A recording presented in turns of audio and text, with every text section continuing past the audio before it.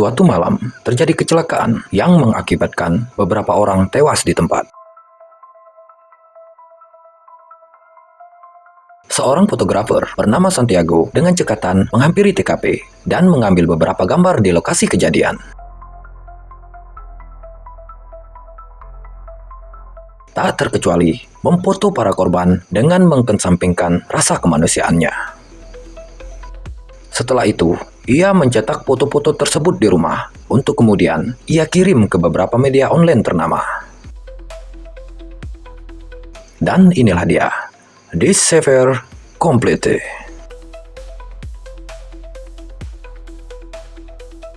Hari Senin, 7 hari menjelang kematian. Di pagi hari, Santiago dibangunkan Marcela pacarnya. Mereka telah bersama selama 14 tahun. Setelah ngobrol sejenak, pagi itu, Santiago berjanji akan menjemput Marcela saat dia pulang kerja. Selanjutnya, Santiago melakukan rutinitas hariannya dan kemudian berangkat kerja.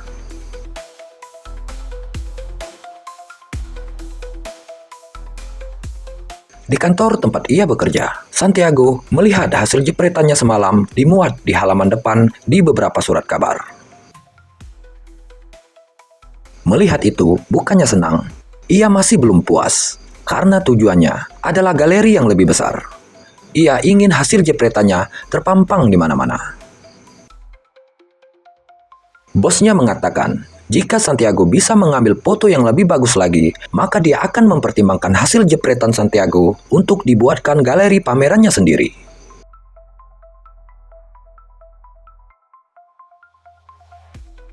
Hal itu membuat Santiago menjadi bersemangat.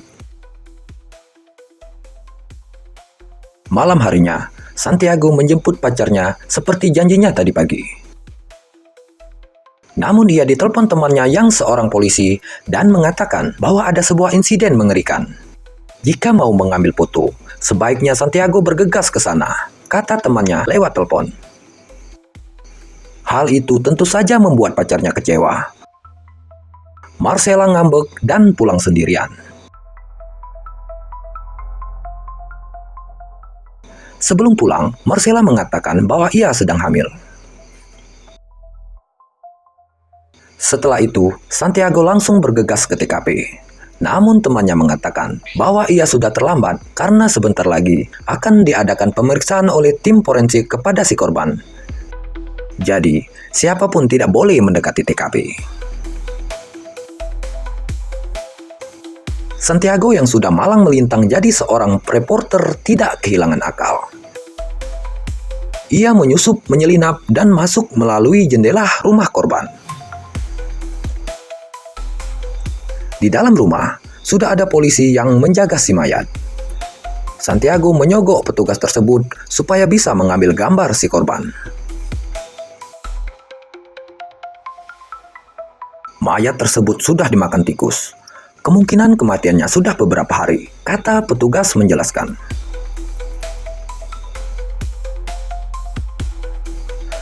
Saat Santiago mengambil gambar, ada sesuatu yang bergerak di kegelapan, membuatnya tanpa sengaja menjepret ke arah suara tersebut. Petugas polisi itu mendekati sumber suara, dan ternyata itu hanyalah seekor tikus. Santiago melanjutkan memfoto si mayat, namun tiba-tiba mayat tersebut bangun.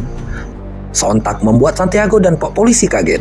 Ternyata yang disangkakan mayat belum mati. Santiago segera pulang. Di jalan, ia dirampok seseorang. Dompet, uang, dan kamera berharganya diambil oleh si rampok tersebut. Beruntung, rollnya berhasil ia amankan, sehingga Santiago masih bisa melihat hasil jepretannya tadi. Kemudian ia mengirim hasilnya seperti biasa. Berharap kali ini hasil jepretannya diminati para media online. Saat tidur, Santiago bermimpi aneh. Ia melihat dirinya berada di dalam kantong mayat dan dipoto oleh dirinya sendiri.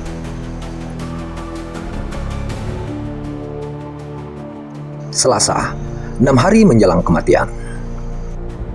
Di pagi hari, di dapur, anjing kesayangannya seperti mencari sesuatu di bawah meja. Karena masih kesal habis dirampok semalam, Santiago segera mengurung anjing tersebut. Santiago kembali melakukan rutinitasnya. Tiba-tiba hidungnya mengeluarkan darah. Ia mengobatinya walau tanpa ogah-ogahan. Lalu Santiago ditelepon teman polisinya dan mengatakan bahwa mereka menemukan mayat yang dalam keadaan sudah membusuk. Santiago sang fotografer segera ke sana.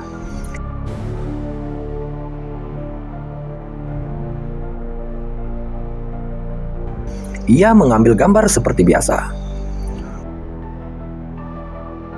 Polisi temannya tidak tahan dengan aroma mayat tersebut. Salah satunya bahkan sampai muntah-muntah. Santiago yang profesional tetap santai di depan mayat. Namun, asik-asik memfoto, ia baru menyadari bahwa indera penciumannya bermasalah. Ia sama sekali tidak mencium bau mayat tersebut. Lebih tepatnya, ia kehilangan indera penciumannya.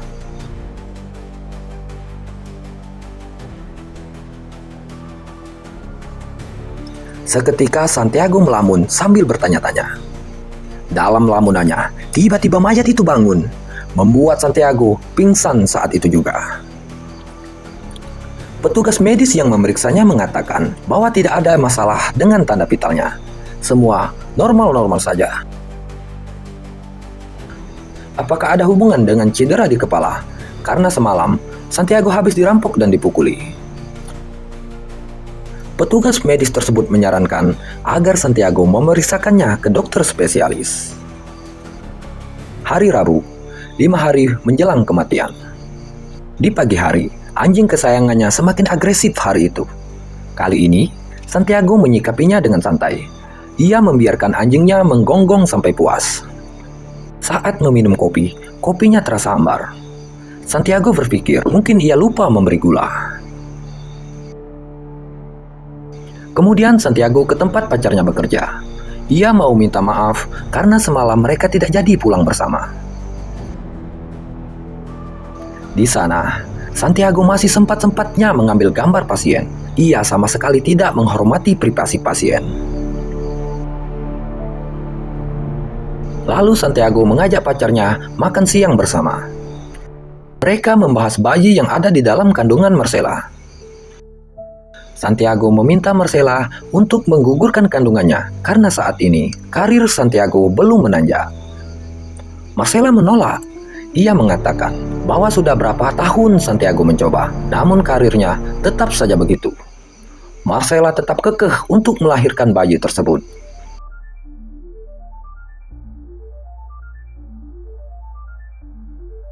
Saat itu, Santiago juga mengatakan bahwa ia mengalami masalah pada indera penciuman dan juga indera pengecapnya. Marcella yang peduli dengan sang pacar ikut memeriksakan Santiago ke dokter. Setelah melihat hasil pemeriksaan, dokter tersebut tidak menemukan masalah medis pada diri Santiago. Kemungkinan terkena virus juga bukan. Secara medis, Santiago baik-baik saja.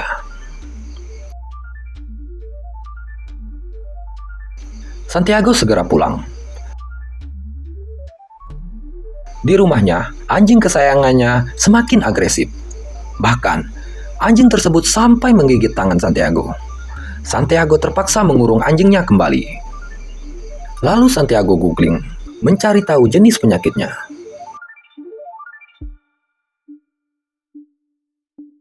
Saat googling, ia teringat awal-awal ia mengalami masalah di dirinya, yaitu setelah ia dirampok sepulang dari memfoto korban yang ternyata masih hidup.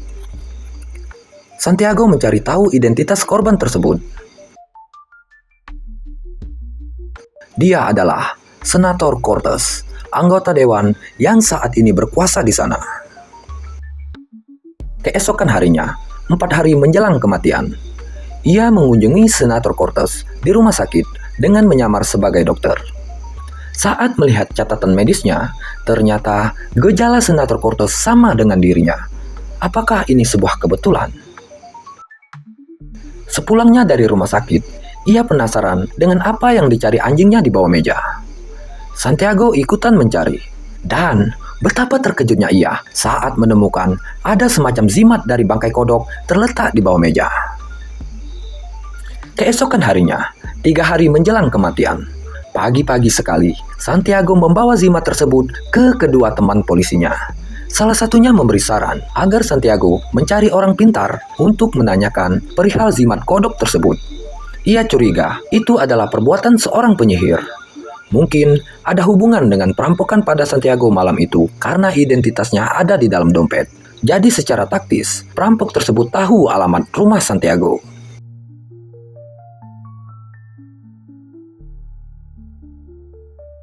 Santiago mengikuti saran temannya. Ia mencari orang pintar alias dukun. Selanjutnya, Santiago mengatakan semua keluhan pada dirinya dan memperlihatkan bangkai kodok tersebut kepada Mbah Dukun.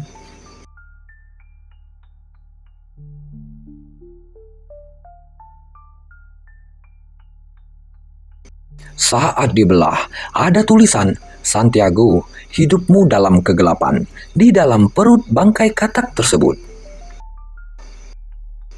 Orang pintar itu mengatakan bahwa ada yang telah mengutuk Santiago, dan sihir bangkai katak adalah ilmu sihir yang sangat kuat. Waktu hidup Santiago diperkirakan hanya 2 hari lagi. Jadi, dia harus cepat menghilangkan kutukan tersebut. Namun, Mbah Dukun itu menambahkan bahwa saat ini ia tidak bisa menolong Santiago. Ilmunya belum cukup. Istilah Mobile Legend, ia belum level 15 dan itemnya juga belum lengkap. Ia masih harus farming terlebih dahulu. Jika berminat, ia punya dukun yang lebih sakti darinya, namun tentu saja dengan bayaran yang sangat mahal. Dan lagi, Santiago harus menyediakan tumbal lain sebagai pengganti nyawanya. Sepulangnya dari rumah Mbah Dukun, di dalam mobil, Santiago mulai kehilangan indera perabanya. Tangannya tidak dapat merasakan apa-apa. Santiago semakin cemas akan nasibnya. Di rumah, ia mengumpulkan semua uang tabungannya yang ternyata tidak cukup. Santiago akhirnya menjual semua barang-barangnya dengan sangat terpaksa. Lalu, ia menyiapkan bahan-bahan yang diminta oleh Mbah Dukun. Kemudian Santiago membius anjing kesayangannya untuk ia jadikan tumbal sebagai pengganti nyawanya. Di perjalanan, ia tidak membalas saat Marcella bertanya kemana dia dan anjing kesayangannya berada saat ini. Lalu Santiago dibawa oleh sang dukun ke rumah dukun yang lebih sakti. Malam harinya, mereka mengadakan ritual pemindahan kutukan dari Santiago ke anjing kesayangannya tersebut. Dengan mulut komat kamit, Mbah Dukun membaca mantra. Tak lupa dengan sajen dan juga rokoknya. Santiago seperti kerasukan. Ia melihat kilasan-kilasan pacarnya, anjingnya, Mbah Dukunnya, semua yang ia lalui belakangan ini, dibarengi dengan anjingnya yang terus menggonggong. Terakhir, sebagai pensucian diri dari kutukan, Santiago harus membunuh anjing kesayangannya dengan tangannya sendiri. Walau berat dan sedih, ia terpaksa melakukannya karena Santiago belum siap untuk mati.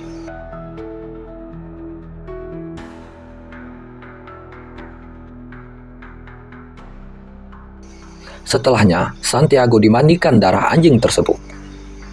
Hari Sabtu, 2 hari menjelang kematian. Pagi itu, dukun tersebut mengatakan bahwa kutukannya sudah berhasil mereka hilangkan. Santiago lega. Ia pun pulang dengan perasaan bahagia. Malamnya, ia meminta maaf kepada Marcella atas keegoisannya selama ini. Ia berjanji akan berubah dan menjadi pria baik. Ia akan menjaga Marcella dan tidak jadi menyuruh Marcella menggugurkan kandungannya. Ia akan senantiasa memberikan apa yang Marcella inginkan. Marcella tentu saja sangat tenang mendengarnya. Lalu, mereka melepas dahaga asmara bersama, melakukan celap-celup mantap-mantap seperti suami istri. Minggu, di pagi hari, satu hari menjelang kematian. Santiago merasa seperti ada sesuatu yang masuk ke telinganya. Marcela yang seorang perawat segera memeriksanya. Ternyata ada serangga hidup yang bersarang di dalam telinga Santiago. Santiago lalu menceritakan tentang apa yang menimpanya kepada Marcela. Namun Marcela tidak mempercayainya. Menurutnya, itu hanyalah ilusinasi. Tak ada yang namanya ilmu sihir ataupun semacamnya. Merasa tidak didukung, Santiago kembali ke rumah Madukun. Namun, dukun terkuatnya sudah mati mendadak karena serangan jantung. Di sana juga ada dukun pertama yang menangani Santiago.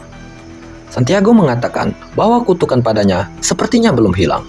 Kini, Santiago menjadi tuli. Ia meminta bantuan dukun tersebut. Dukun itu berkata bahwa ilmunya sungguh belum kuat untuk menolong Santiago.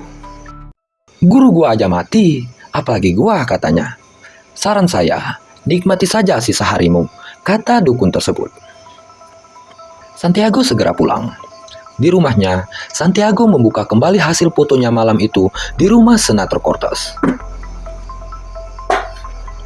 Ia mengatur kurva dan menaikkan kontras fotonya supaya bisa melihat hasilnya dengan lebih jelas. Ternyata, di salah satu fotonya yang tak sengaja ia jepret dalam kegelapan, ada sosok misterius tertangkap kamera. Malam itu, ada orang lain di ruangan tersebut. Lalu Santiago mencari tahu sosok misterius tersebut dengan bertanya kepada teman polisinya. Namun temannya tidak bisa membantu. Berurusan dengan penyihir, mereka takut berakhir seperti yang dialami Santiago. Mereka menyarankan mencari tahu terlebih dahulu siapa yang punya motif mencelakai Senator Cortez. Dengan kata lain, siapa yang diuntungkan jika Senator Cortez tiada. Santiago lalu mencari tahu di koran dan bah Google. Dan benar saja, ada sebuah berita yang memuat bahwa seorang yang bernama Castellanos yang diuntungkan dengan Senator Cortez yang saat ini berada di rumah sakit. Bahkan, ada sebuah makalah dengan pengirim anonim dengan jelas menuliskan bahwa Castellanos memakai ilmu hitam untuk menyingkirkan Senator Cortez. Santiago mencari tahu identitas pengirim anonim tersebut dari bosnya di kantor. Lalu Santiago mengunjungi pengirim anonim tersebut. Orang tersebut, sebut saja Herman. Ternyata dulunya adalah anak buah Castellanos. Maka dari itu, ia tahu betul sepak terjang Castellanos untuk menjadi penguasa. Lalu Santiago memperlihatkan cetakan hasil fotonya yang memuat seseorang dan menanyakan apakah Herman tahu orang tersebut. Herman mengatakan bahwa orang di dalam foto tersebut adalah seorang dukun yang sangat sakti. Castellanos memakai jasanya untuk menggulingkan Senator Cortez sebelumnya. Kini terungkap sudah bahwa dukun sakti mandraguna itulah yang sudah menyihir Santiago. Herman memberitahu bahwa dukun itu tinggal di tanah tak bertuan alias tanah anta berantah. Tanpa ragu, Santiago segera meluncur ke alamat sang maha dukun sakti yang tidak ada di dalam Google Map. Ia melewati hutan, menuruni gunung, dan pada malam harinya, Santiago akhirnya sampai ke kediaman sang maha sakti dukun santet tersebut. Ia menyelinap masuk secara diam-diam. Dukun tersebut tampak sedang melakukan ritual di kejauhan. Maklumlah, dukun itu adalah dukun sakti. Pasti banyak yang memesan jasanya. Santiago mengintipnya dari kejauhan. Dalam sekejap mata, dukun tersebut sudah tidak ada lagi di tempat semula. Ternyata, dukun tersebut memakai Hiraisi no Jutsu. Ia berteleport ke arah Santiago dan langsung memukul Santiago sampai pingsan. Saat terbangun, Santiago sudah diikat. Dalam ketakutannya, Santiago meminta maaf kepada sang mahasakti dukun karena telah memfotonya di rumah Senator Cortez. Ia memohon agar dukun tersebut segera menghapus kutukan padanya. Ia akan melakukan apa saja asal dibebaskan dari kutukan sang maha agung dukun sakti mandraguna tersebut. Dukun itu bersedia menghapus santetnya, tapi dengan satu syarat, Santiago harus menukar nyawanya dengan janin yang ada di dalam perut pacarnya. Lalu Santiago diizinkan pulang oleh sang dukun mahasakti tersebut. Ingat Santiago, ini adalah hari terakhir kamu bisa melihat matahari, kata dukun tersebut.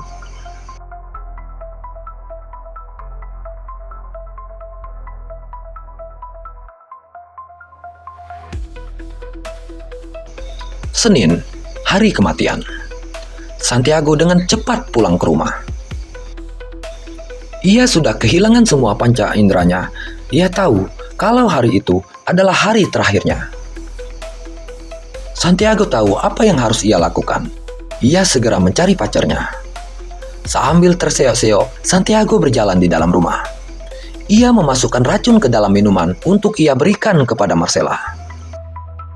Saat Marcella datang, Santiago sudah tidak dapat merasakan apa-apa lagi. Ia benar-benar sudah kehilangan semua panca inderanya. Marcella tahu apa yang harus ia lakukan. Ia langsung mengambil minuman beracun tersebut dan hendak meminumnya. Ia akan berkorban demi Santiago. Namun di saat kritis, sepersekian detik, Santiago segera menepis gelasnya. Ia berubah pikiran. Dukun tersebut boleh saja mengambil semua panca inderanya, namun tidak dengan kewarasannya. Ia lebih memilih mati daripada mengorbankan pacar dan calon bayinya.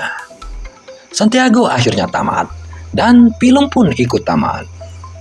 Pesan dari film ini adalah, berhati-hatilah dalam bertindak. Menyakiti orang lain sama dengan menyakiti dirimu sendiri.